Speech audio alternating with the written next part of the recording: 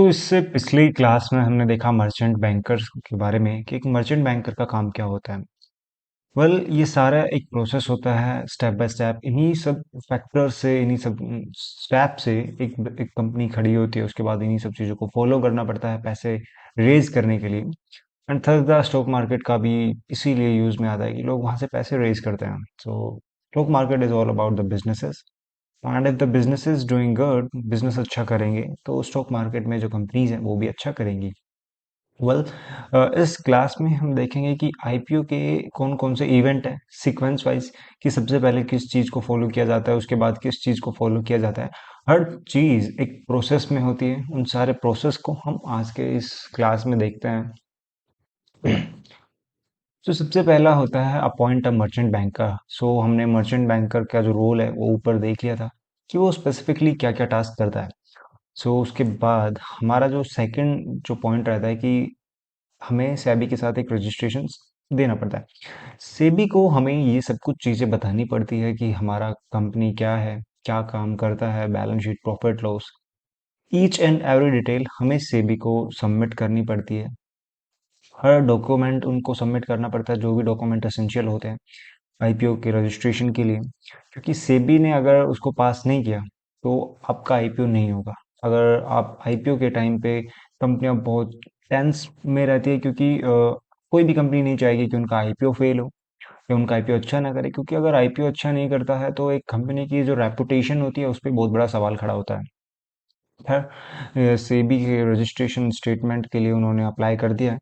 So getting a note from the SEBI. तो इस point of view पे, इस पॉइंट ऑफ टाइम पे सेबी अपना डिसीजन देता है कि आप एलिजिबल हैं या नहीं है। अगर वो है तो आगे फर्दर मूव करेंगे, नहीं है तो फिर वो उसको कैंसिल हो जाता है वहीं पे। फिर उसके बाद DRHP, इसके अंदर मैंने बताया था कि एक डॉक्यूमेंट होता है। इस डॉक्यूमेंट के अंदर बहुत सारी चीज़ें इंक्लूड होती हैं, लाइक कि कंपनी क्या करेगी, उसका ऑब्जेक्टिव क्या है, आगे चल के भविष्य के अंदर जो उनके मैनेजमेंट टीम है वो क्या सोचते हैं। ईच एंड एवरी डिटेल, जो भी छोटी छोटी डिटेल होती हैं वो सारी इस डॉक्यूमेंट के अंदर होती हैं और वो पब्लिक को दिया जाता है वो डॉक्यूमेंट। अगर किसी पब्लिक को या कोई भी इंसान है, अगर उसको उस कंपनी में इन्वेस्ट करना है तो वो किस बेसिस पे इन्वेस्ट करता है, इंफॉर्मेशन के बेसिस पे। ऑब्वियस सी बात है, वो सब उस डॉक्यूमेंट में लिखा रहता है। एंड जब तक वो डॉक्यूमेंट नहीं पढ़ेगा उसको नहीं पता चलेगा ये कंपनी एक्चुअल में क्या करती है, इसका बिजनेस कैसा है। तो ये सारे फैक्टर्स होते हैं। एक बिजनेस को ऐसे ही बड़ा नहीं बनता, उसमें बहुत सारी मेहनत होती है, बहुत सारे लोगों की मेहनत होती है एक्चुअल में। तो उसके बाद आता है मार्केट द आईपीओ। इस प्रोसेस के अंदर जो कंपनी होती है वो अपने आईपीओ की एडवर्टाइजमेंट करती है, टीवी के एड्स के थ्रू, सोशल मीडिया पे डिजिटल मार्केटिंग करती है। ज़्यादा से ज़्यादा लोगों तक ये इन्फॉर्मेशन फैलाती है कि भाई हमारा जो आईपीओ वो लॉन्च हो रहा है। वो भी चाहते हैं कि उस उनके आईपीओ के लिए लोग अप्लाई करें, बिड लगाएं। अगर आईपीओ अच्छा लगाते हैं बिड, तो उनको काफ़ी एप्रिसिएशन भी मिलता है, एक रेपुटेशन भी अच्छी बनती है कंपनी की। मैंने आपको बताया था कि एक ग्रीन शू होता है, एक अंडर सब्सक्रिप्शन होता है, एक ओवर सब्सक्रिप्शन होता है। तो उनका क्या इम्पैक्ट पड़ता है मार्केट पे, लोगों के ऊपर, साइकोलॉजी पे, लोगों की साइकोलॉजी पे। तो ये सारी चीज़ें मैंने उसमें डिस्कस की थी।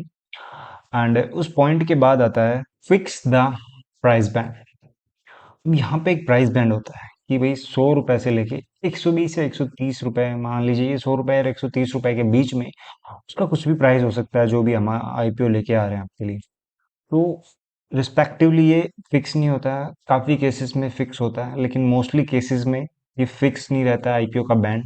ये रिलेटिवली 100, 120, मतलब जो भी प्राइस वो रखेंगे भैया, वो 1000 रुपए से 1100 रुपए, मतलब कुछ भी हो सकता है वो। डिपेंड ऑन द शेयर, वो किस शेयर प्राइस पे वो चीज़ें अपने जो फंड्स हैं वो रेज करना चाहते हैं। ये डिपेंड करता है काफ़ी फैक्टर्स पे। मतलब उनके कंपनी के अपने अपने ऑब्जेक्टिव होते हैं। Book building. बुक बिल्डिंग के अंदर क्या होता है कि लोग इसके अंदर बिड लगाते हैं और कंपनी के पास पैसा आ जाता है। और जब वो लोग बिड लगाते हैं तो सक्सेसफुली जब वो डिलीवर कर दिया जाता है, हर किसी इंसान को शेयर अलॉट नहीं होते हैं आईपीओ के लिए। अगर अंडर सब्सक्रिप्शन होता है, अंडर सब्सक्रिप्शन वाले केस के अंदर तो लगभग लगभग मिल जाता है और कंपनी अंडर सब्सक्रिप्शन को कवर कर लेती है। मतलब अगर मान लीजिए कि 1000 शेयर हैं और रिस्पेक्टिवली उसी सिनेरियो में लोगों ने अप्लाई किया है, तो वो उन लोगों को मिल जाते हैं, उस केसेस में कोई इशू नहीं आता। लेकिन कोई ऐसी फेमस कंपनी है जो आईपीओ लेके आ रही है, काफ़ी अच्छा कर रही है, उसकी बैलेंस शीट भी अच्छे, मतलब काफ़ी प्रॉफिट्स उनके दिखा रहे हैं, और भविष्य के अंदर वो काफ़ी अच्छा करेंगे क्योंकि उनका जो प्रोडक्ट है वो काफ़ी अच्छा प्रोडक्ट है। तो उस केस में आप भी चाहेंगे कि उस कंपनी का शेयर लें, मैं भी चाहूंगा कि उस कंपनी का मुझे भी शेयर मिले, क्योंकि हम सबको पता है कि उस कंपनी आज नहीं तो कल उसका जो शेयर हमें प्रॉफिट दे के जाएगा। फिर आता है क्लोजर। क्लोजर क्लोजर के अंदर जो भी प्राइस बैंड होता है, 100 से 120 के बीच में एक प्राइस बैंड था। तो यहाँ पे डिसाइड किया जाता है कि हमें जो अपना आईपीओ है वो 115 रुपए पे लेके आना है, एक फिक्स प्राइस के ऊपर।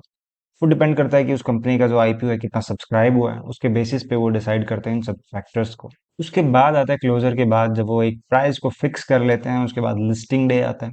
लिस्टिंग डे के ऊपर वो कंपनी लिस्ट होती है आईपीओ।